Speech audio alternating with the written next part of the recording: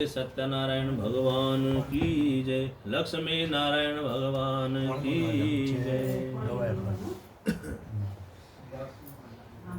सत्यनारायण भगवान जी कहते हैं कि जो भी सत्यनारायण की कथा को भली भांति ध्यान पूर्वक करवाता है, सुनता है, पूजन करवाता है, उसके सारे मनोरथ जो है पूर्ण हो जाते हैं।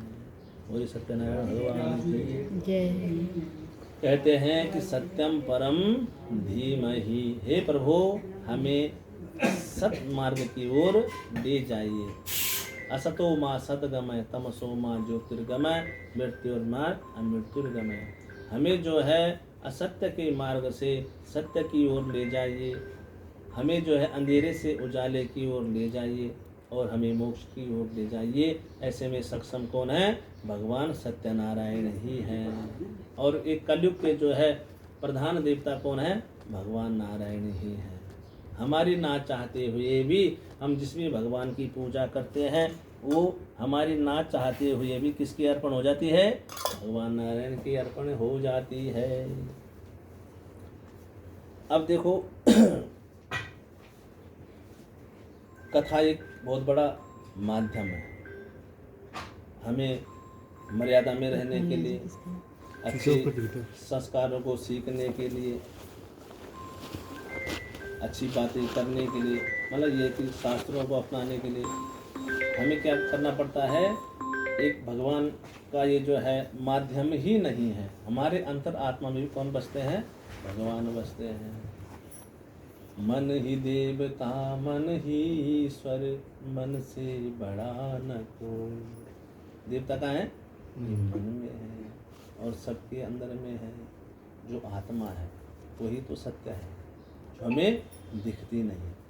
चल रहा है लेकिन फिर भी भगवान कहते हैं कि मैं निर्गुण होकर के भी, मैं किसी सब गुणों से परे हूँ, लेकिन फिर भी मैं सगुण होकर के आपके अंदर में विद्यमान हूँ।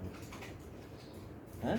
भगवान कहते हैं पूजन करो मेरा, पूजन करो मूर्ति का, खूब चढ़ाओ, भोग खूब चढ़ाओ, खूब मंत्र बोलो, लेकिन चिंतन करो आत्मा का। चिंतन तो आत्मा का हो ना। लेकिन जब हम भगवान को देखेंगे कि हम भगवान का स्वरूप ऐसा है, तो भगवान कहते हैं मैं एक ही हूँ। जैसे मनुष्य एक है, मनुष्य तो एक है, लेकिन शकल सबकी अलग अलग है। अभी आधार कार्ड बनाना हो तो सबका अंगूठा अलग अलग आएगा, सबकी शकल अलग अलग है। देखो कितनी बड़ी बात है। दुनिया में जितने व्यक्ति हैं, अरबों लोग हैं, सबकी शकल अलग अलग है, सबका डीएनए अलग अलग है, लेकिन है क्या? सब मनुष्य तो है। क्या है? मनुष्य है। भगवान भी है तो भगवान, लेकिन अलग अलग समय में भगवान अलग अलग रूप धरते हैं। कहीं भगवान किसी को श्राप भी देते हैं, वहाँ भी भगवान को जो है अवतार देना पड़ता है उसको पूरा करने के लिए। कहीं भगवान वचन देते हैं अनुसुईया जैसी पतिव्रता नारियों को, और भगवान उनके घर में आते हैं, बालक रूप में भी आते हैं और बड़े रूप में भी आते हैं। तो भगवान अपने संकल्प को पूरा करते हैं। जब जब होई धर्म की हानि, तब तब धरि प्रभु विविध शरीरा। तो जब जब धर्म की हानि होती है तब भगवान उग्र रूप धरते हैं। जैसे उग्र रूप, उग्र कैसे? रुद्र रूप। उग्र रूप भगवान विष्णु है। भगवान जब जो है प्रहलाद पे संकट आया तो भगवान ने नरसिंह का रूप धरा। जब ब्रह्मा जी को अभिमान हो गया एक मुख से, तब भैरव जी का रूप धरा। कहीं नंदी का रूप धरा, कहीं वीरभद्र का रूप धरा, और उन राक्षसों को भगवान ने परास्त करा। तो कहते हैं, ये तो मैं आपको उसकी रूपरेखा समझा रहा हूँ। तो ये भगवान ऐसे हैं, इस तरह से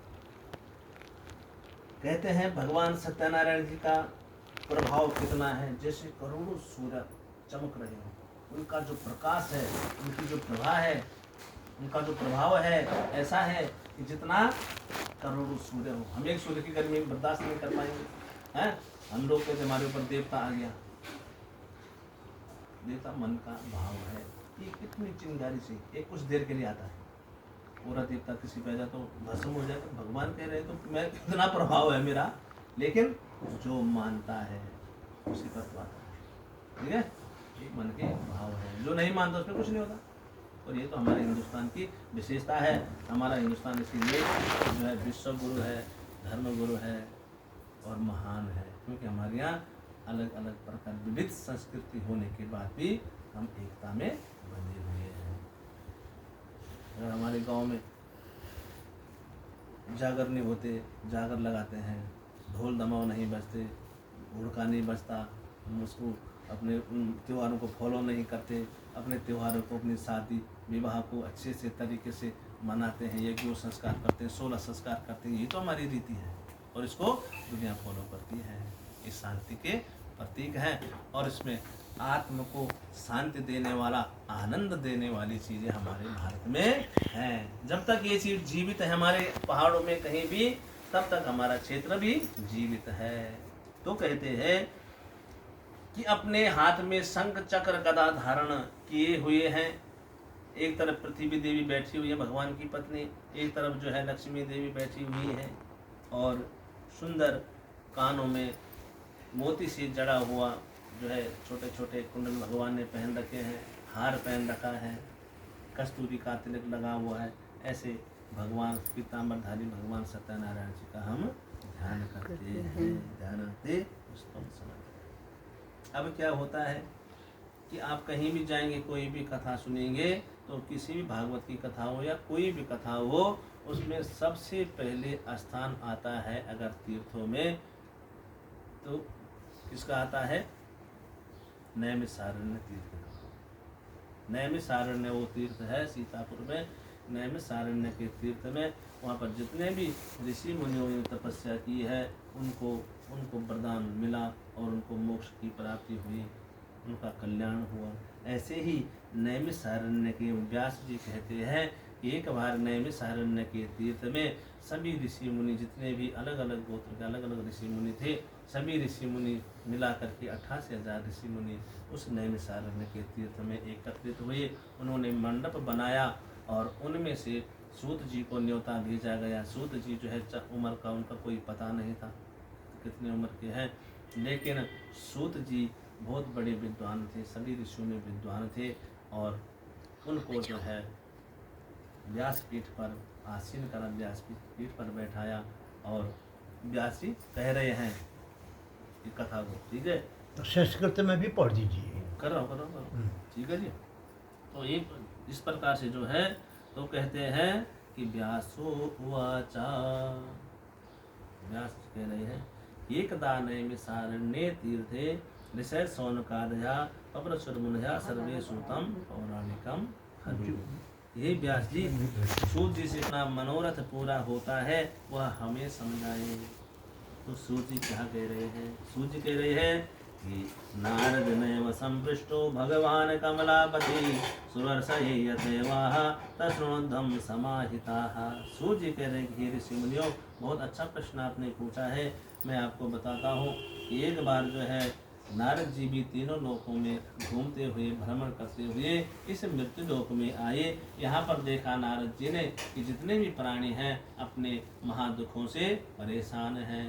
कैसे कि कोई तन दुखी, कोई मन दुखी, कोई धन बिन रहत उदास, थोड़े थोड़े सब दुखी, सुखी प्रभु के दास। 3 प्रकार की स्थितियां हैं कि कोई तो मन से दुखी है व्यक्ति, कोई धन से दुखी, इसके बाद धन नहीं है, और कोई शरीर से दुखी है। तो शरीर से दुखी तो सभी हैं। जब शरीर में कष्ट आता है उसको क्या कहते हैं? शरीर से दुख है, धन से दुख है। और मन से दुख कब होता है? जब कोई अपना सगा संबंधी कोई धोखा दे दे, अपने हमारी उस पर ना चले, हमारी बात को ना समझे, तब मन दुखी हो जाता है। और धन से दुखी तो लोग धन के चक्कर में तो धन जितना पड़ेगा, ठीक है? तो ऐसा देखा नारद जी ने और सभी प्राणियों को देखा, इनको जो है किस प्रकार से इनका कल्याण हो पाएगा।